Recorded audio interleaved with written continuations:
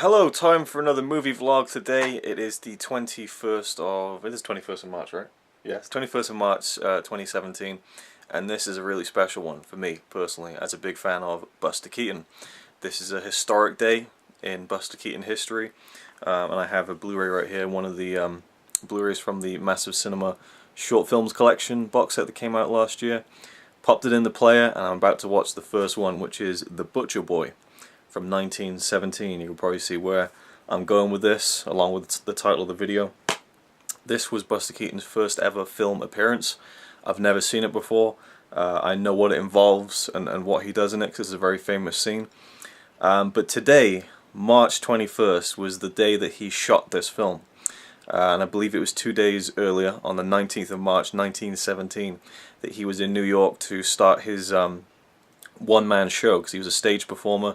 He came from the life of vaudeville. His parents ran a comedy show, and from like the age of 3 he was getting thrown across the stage. It was illegal in those, well, I suppose it'd be illegal now to do it as well, but they had to kind of get away with, you know, literally booting their son across the stage. But he loved it, became a great performer on the stage, but he was wary of getting into films because his dad, Joe Keaton, was not really a big fan of the medium of films and comedy films and things like that. And on the 19th of March, I think, is when he was in New York, and he was worried about his one-man show, and he bumped into a guy called Lou Anger, who was a friend of his. And Lou Anger was also a friend of a guy called Roscoe Fatty Arbuckle, who was a silent film star, did comedy shorts. And Lou Anger said to Buster Keaton, "Do you want to come and see this film that they're making?" And he said, "Okay then." So he goes along to see the studio and everything, and he kind of was a bit wary about it and stuff, but he went over and looked at the film camera and was fascinated by it and was looking at all the cogs and different switches and things like that. And the famous story is that he borrowed a camera from Fatty Arbuckle, took it back to his hotel and just took it apart just to see how it worked, and then put it all back together again. But that first day, when he saw how a film was made, the way that they would film everything and then watch it back, watch the rushes, how the lighting was set up and everything, he decided to give this part a shot, because Fatty Arbuckle was like, "Well, we got a little extra part we need. Do you want to get involved in this?" And he said, "Alright, then I'll do it." So on the 21st of March, he stepped on set. Alright, my memory card just went full as I was recording that, so I don't know where it cut off. So, yeah, where was I? Buster Keaton stepped onto the set for the first time. 100 years today since he filmed his first movie. And of course, after this, he would go on to do many more films with Fatty Arbuckle. The first disc of this collection is all Fatty Arbuckle shorts. And he became enamored with the medium of film, and before long he was making his own films. In 1920 he started making his own short films, and then throughout the 20s he made, I think, 9 or 10 feature films that he directed himself. That's another thing about Buster Keaton. He wasn't just a great comedic performer and could do all these great things in terms of pratfalls and timing, but he knew how to make films, because again, he literally took apart a camera to see how it worked. Then he really got into the science of it, and cutting and setting the shot up, framing, all that stuff. And that begins with this film, The Butcher Boy, which was filmed and cameras were rolled on Buster Keaton's scene 100 years ago today. That's what's so cool about stuff like this. And I'll talk about that a little bit more. I'm going to watch the film first and tell you what I think of it, but let's get into it and see what it's like. I know that it's not going to be probably as good as Buster Keaton short films, which are phenomenal, because it's going to be a different brand of humour with Fatty Arbuckle, and I've never seen any of his films either, so this will be kind of an introduction to me of Buster's first film, and also Fatty Arbuckle in full, I suppose. So let's check it out.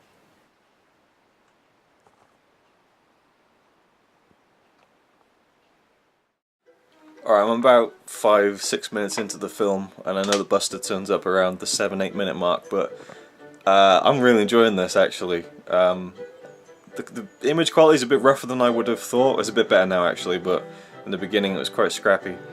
But my introduction to Fatty Arbuckle, I'm really enjoying his, oh my god, I'm really enjoying his presence on screen, and just some of the stuff that he's doing, just making things look effortless, like getting a knife and just chucking a piece of beef over his head and it lands on a hook, little things like that.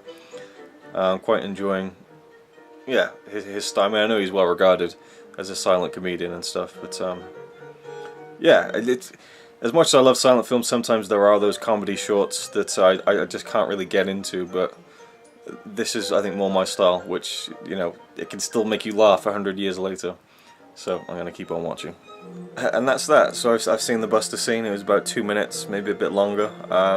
I could probably get away with finding a public domain version and editing it into this video for, you know, completionist's sake, but it was a fun little scene, and it's revolving around a bucket of molasses, which, you know, became a famous scene, you know, because of it being his start in the movies.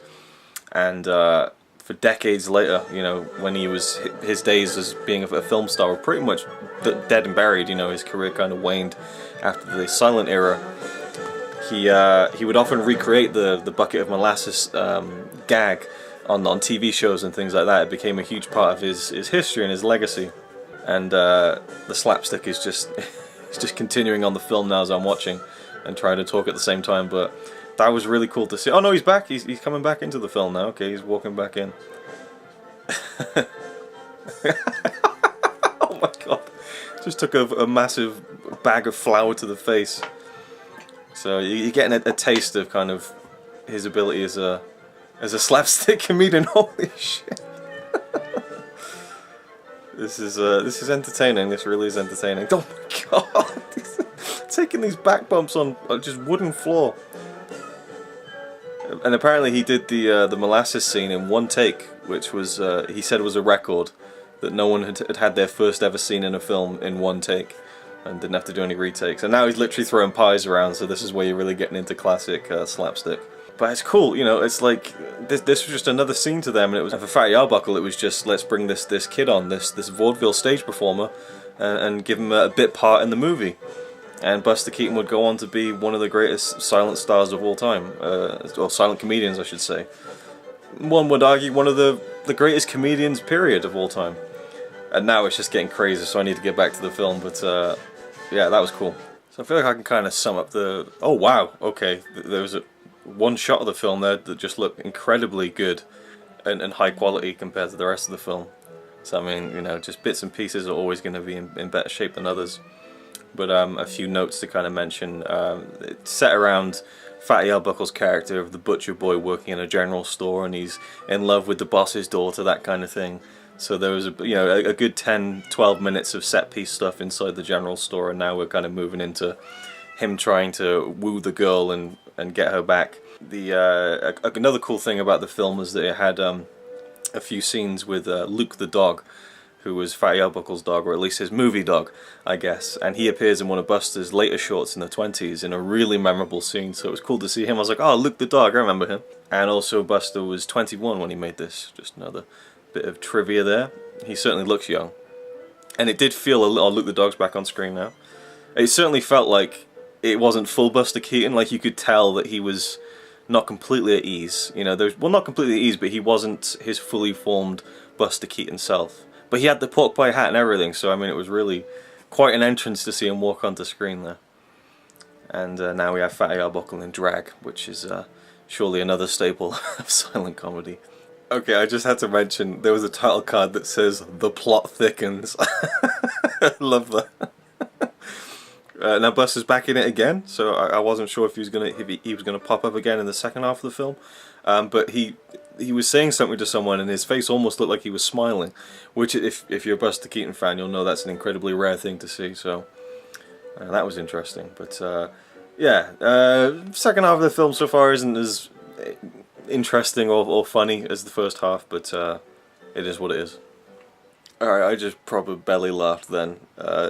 Basic setup: Fatty Arbuckle is dressed up as a girl, and I believe the girl that he loves is in an all-girls school or something to that effect, and so he's kind of infiltrated it, and he's having fun and stuff, but then he goes back to her bedroom and sits down and just has this look on his face like, what do I do now? And it was just so perfectly dead, like his expression killed me. So I can already tell I'm really going to like Fatty Arbuckle's stuff. Oh my god, he just gave a guy a massive power slam onto a bed. Things are really kicking into high gear now, and Buster's flying all over the place like he normally does, and it never ceases to amaze me how he can take something that should be just, you know, falling over on your back and just turning it into something that makes it look like he's about to just snap his spine in half. Just take a look at this.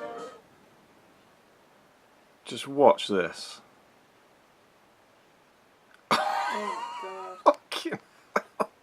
How could he take the simplest of bumps and just turn it into like an almost life-threatening neck injury?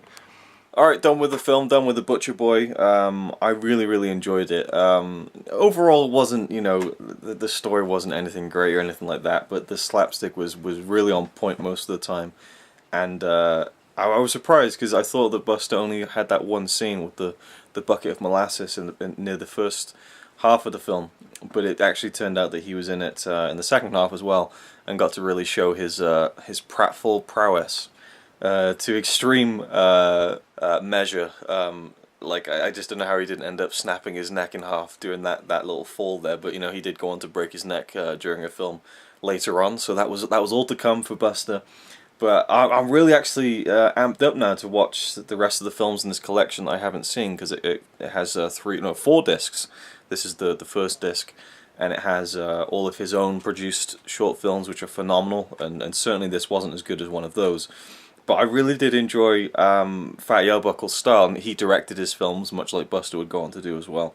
In fact, The Bellboy and Moonshine on this disc are directed by Fatty Arbuckle and Buster Keaton in 1918.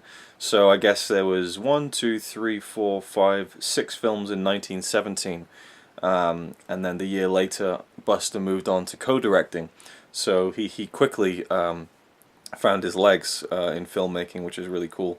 I liked the restoration that was done for this, because there were scenes that looked really good and in high definition, and then like in the same shot it would go really bad, like DVD quality. But I love that they made the effort to include the best shots possible and to make it a seamless transition, even though you can see, oh, that looks rough, but it all goes in the flow of the film and everything, so that's really cool. But yeah, that's it. That's my little viewing of a 100-year-old film. It came out in the 20-something of April 1917, so it came out about a month after it was filmed, I suppose.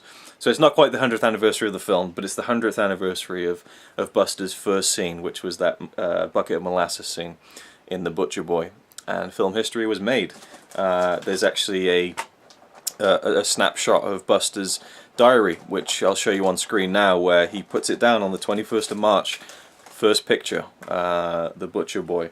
So that's really cool. And yeah, as a big Buster Keaton fan, I'm glad to have ticked that off the list.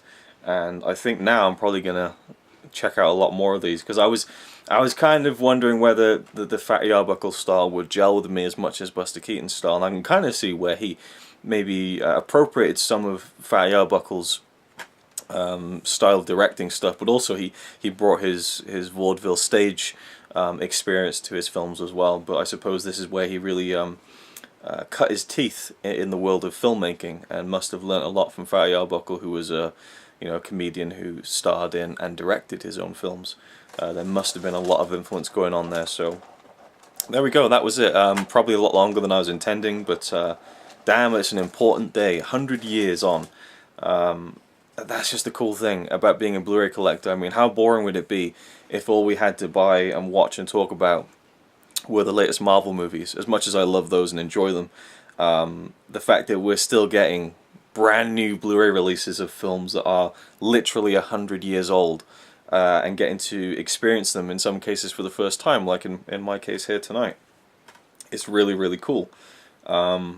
And like I said, there are some comedy shorts I've tried to watch that I can't get into that much, but this one was really enjoyable, and while not perfect, a lot of the gags were very fun, and I loved Luke the dog. He had a really fun moment towards the end where he kind of was blocking off the escape point in the girls' school, because loads of people started infiltrating the place, and a kidnapping was supposed to take place, and they try and make a beeline for the window, and the dog's just there waiting. It was really funny. So yeah, as a silent film fan, this was a good day at the office. And yeah, and for anyone who watches these and enjoys me talking about silent films, I will be doing my Silent Movie Marathon 4 this year, and I'm hoping to do it anytime soon.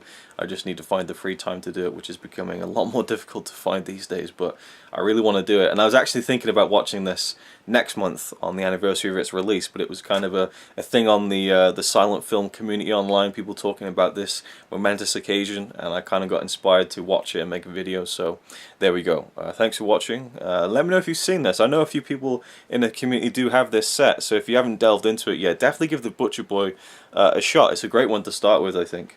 Maybe not the best Buster Keaton film to start with if you haven't seen any of his films before.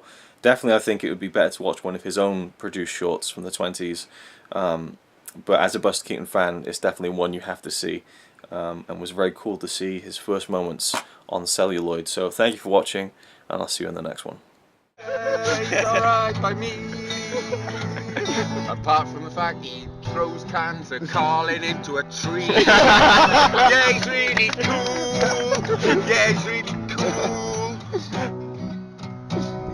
But he's not quite as cool as you. 'Cause